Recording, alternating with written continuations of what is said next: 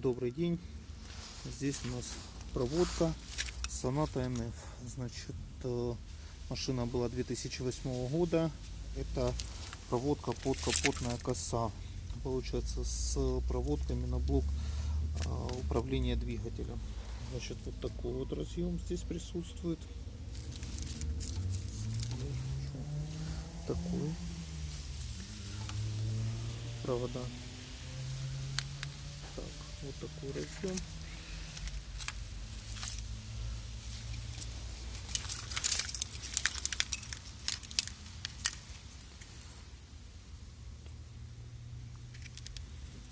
Два вот таких. Один такой на 30.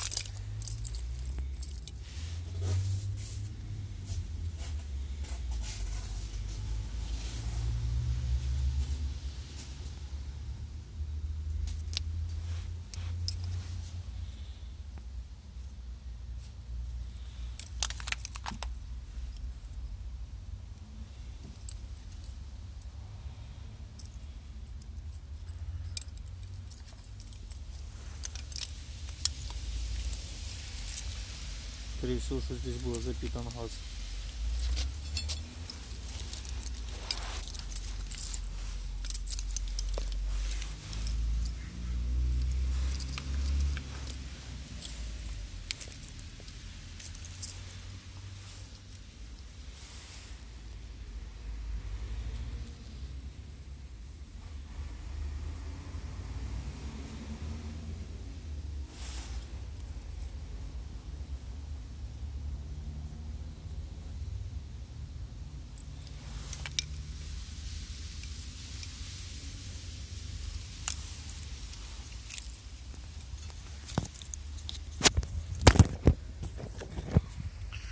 Такое тоже бывает.